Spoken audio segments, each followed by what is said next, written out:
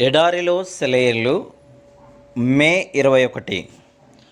నేను పాడిన పాట రాత్రియందు జ్ఞాపకము చేసుకొందును. 77వ కీర్తన 6వ వచనం. పాటలు పాడే ఒక పిట్ట గురించి విన్నాను.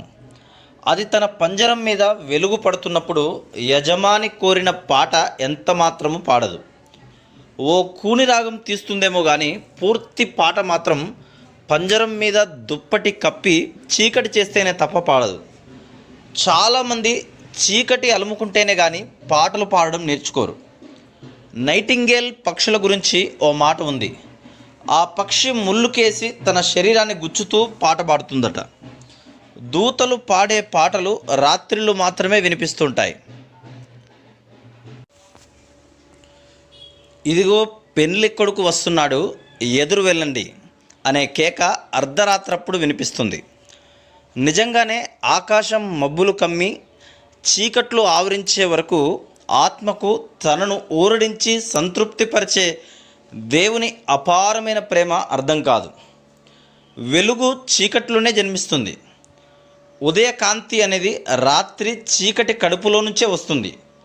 నటాలి అనే పదవీ భ్రష్టురాలైన మహారాణి కోసం దక్షిణ ఐరోపా ప్రాంతాల్లో వెదకడానికి వెళ్ళిన జేమ్స్ క్రీల్మన్ అనే ఆయన ఇలా రాస్తాడు. అదో మరుపురాని ప్రయాణం. గులాబీ పూల పరిమళ తైలం అంతా దక్షిణ ఐరోపా ప్రాంతాల నుండే ఎగుమతి అవుతుందని నాకు అప్పుడే తెలిసింది. అక్కడ నాకు తెలిసిన విచిత్రమైన విషయం ఏమిటంటే గులాబీ పువ్వుల్ని కారు చీకటి సమయంలోనే కొయ్యాలి. పూలు కోసే వాళ్ళు అర్ధరాత్రి 1 గంటకు మొదలుకొని 2 గంటలకు ముగించేస్తారు. మొదట్లో ఇది నాకు మూఢాచారం అనిపించింది. అయితే ఈ దివ్యమైన మర్మాన్ని అడిగి తెలుసుకున్నాను. వైజ్ఞానిక పరీక్షలు రుజువు చేసింది ఏంటంటే ఉదయం అయ్యేసరికి గులాబీ పూలలో నుండి 40% పరిమళం తగ్గిపోతుందని. ఈ ఉదాహరణను మన ఆత్మలకు ఎలా అన్వయించుకోగలం? ఆ గులాబీలు చీకట్లో ఉన్నప్పుడు కలిగినంత పరిమళం వెలుగులో ఉన్నప్పుడు కలిగి ఉండడం లేదు.